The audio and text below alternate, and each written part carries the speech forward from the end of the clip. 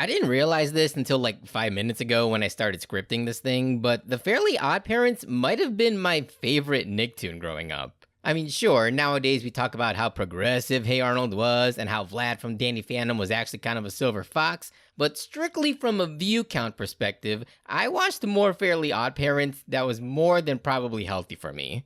I say that because, believe me, I latched onto that shit for as long as I could without spiraling into a cesspool of my own impeding adulthood. I'm sure I'm not the only one to think this, but the Fairy Idol special was probably the last time I could watch the show without this prickling sense of dread crawling up the back of my spine. Outside of the "if I had one" memes, the downfall of the Fairly OddParents franchise is a well-documented case study, and if you ask 100 people, they'll give you 100 answers as to when it all began. Poof ruined the franchise! No, Sparky was the catalyst. Nuh-uh, it was when Chloe was introduced. Made the live-action series perish in a horrible hellfire. Yada yada yada. The point is, it's not well regarded now. So when I caught wind a few months ago that they were going to reboot the franchise with a new main character, my first reaction was complete and utter apathy.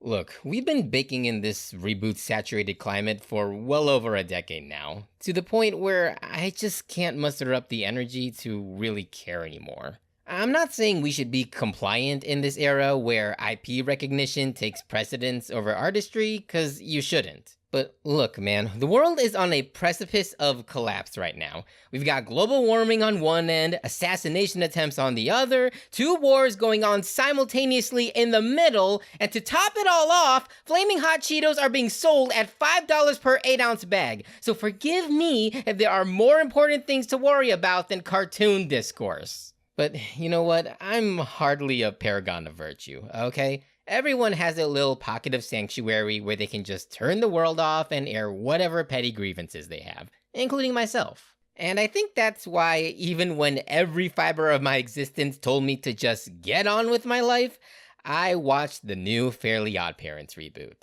And after like 4 or 5 episodes, I was like, wow, just wow. You know, like, I expected something passable, if nothing else, but never did I think I could come out of this series and say, A New Wish is not just good, it's great!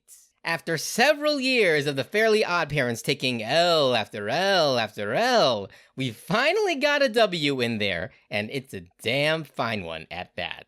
So the story takes place in indeterminate time after the Timmy era with a brand new protagonist named Hazel Wells. Girl just moved into an apartment in Dimadelphia where she tries to mask the pain of her big bro going off to college by talking to her pet rocks. At the same time, the Wells get welcomed by their new pink and green human neighbors, and ring-a-ding-ling, it's Cosmo and Wanda! Now, by this point, I was already enticed by the stylistic CGI and Hazel's precocious charm, but I think the show's biggest X factor was when this goofus started talking and he was actually saying words. And not just any words, but real coherent sentences like a semi-well-adjusted person would. And that was it, man. That was the point where I was like, son of a gun, they did it! They made the Fairly OddParents watchable again! And I know that sounds like a very boomer-ass take, but you gotta understand, the Fairly OddParents was one of the most infamous cases of a show eating itself alive in a desperate plea to stay relevant. I don't want to say this is entirely the fault of the production crew, since Nickelodeon did jerk it around a lot with all the canceled but not really vibes, but still,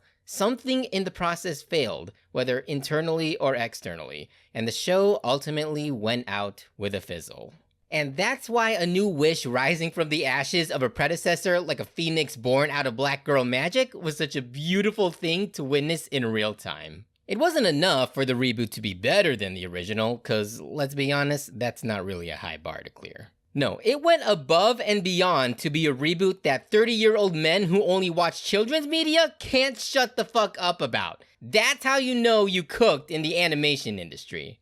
But, you know, as much as I can praise A New Wish for having such an entertaining main character and the stronger focus on serialization and how Cosmo and Wanda are two halves of a whole idiot again, I can't help but be left wondering, what is it about this series that grabs you by the balls when there are other also good reboots that can only amount to a light fondle? If you couldn't tell, my relationship with reboots slash remakes slash revivals is complicated, to say the least. We all like to get on our high horse and wax lyrical about how you need to support original series and watch this in theaters to bring back 2D animation and buy merch so we can get another season. And that's all very nice and good, but let's be honest, there's a whole lot of you who, in the face of some really cool creator-driven original stuff, will just turn around and watch reboots instead. Yeah. Guess what I'm also guilty of doing? I myself have chosen to watch a series or movie simply because it was a reboot of something familiar, and I see no shame in that. I've seen original works that were phenomenal animation juggernauts, but I've also given some original series a chance that, in short, left me feeling pretty underwhelmed. Look, there are so many variables to determine whether or not an animated work is going to be a success, okay? And no one entity is directly responsible for all of it. And while I could talk at length about the many cogs and gears and metrics that feed into this swallowing behemoth that is reboot culture, I've already taken too much time off of the original topic here, so I'll just leave you all with this. If every reboot was amazing and lived up to the original, would we still hate reboots?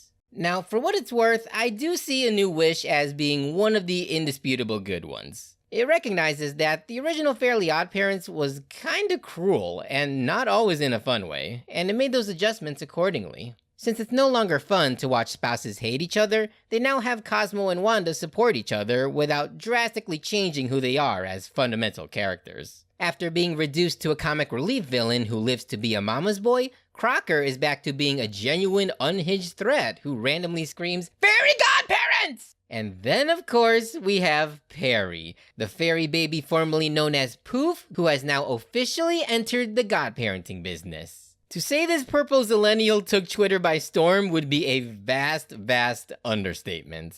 A New Wish took the most iconic elements of the Fairly OddParents and expanded them in ways befitting of a sequel series. But that being said, if it was only changing things up from what was originally there, then it wouldn't be a reboot so much as a continuation, now would it? As sweet it was to see all the old favorites again, it would be remiss of me to not mention the new and refreshing elements that A New Wish improved upon from the original. Whereas Timmy was an average kid that no one understands, Hazel's character is defined more by her specificity, and it's not just because she likes manga and french fries that I love her for it. The antagonists bring forth a solid balance of both internal and external conflict resolution, with the best episodes usually focusing on Hazel's insecurities and perceived dangers that she senses in her peers. I also have to point out the greater attention to diversity in this one, cause let's face it guys, the original cartoon was not, great on that whole front. The showrunner Ashley Crystal Hairston took great care to show multiple characters of color, with appropriately styled hair designs to boot, and that's more than I could ever say for the original. Side note, whoever it was that blessed us with this show's vision of mommy nature has my undying gratitude. And of course, I have to give a special mention to Dev Dimmadome, son of Dale Dimmadome and grandson of Doug Dimmadome, owner of the Dimsdale Dimmadome. This show manages to make rich, entitled white boys fun to watch again, and the constant back and forth between friendship and hate with our protagonist just locks down my belief that even the most cartoony of characters can be layered individuals. When you get to the point where SMP wanted to cut a scene out for no reason other than it was too sad, you know you got something good going. Now obviously nothing is without flaw, and A New Wish does have its share of them. The reboot isn't as gag-focused as its predecessor was, and as a result, a lot of the wish granting that occurs just isn't as visually stimulating as I think it could be. Hazel's designated friends, the tone-deaf Jasmine and the cool-as-hell Win, also seem to have gotten the short end of the stick here, as their personalities get overshadowed a lot by the totally not love triangle that is Hazel and Dev. But you know, even with those concerns, there was never an episode with this series where I felt like I was either watching something from the old days or something completely disconnected from it. It's a rare case where it feels like something both familiar and original, and that's an achievement not many franchises can put on their resume.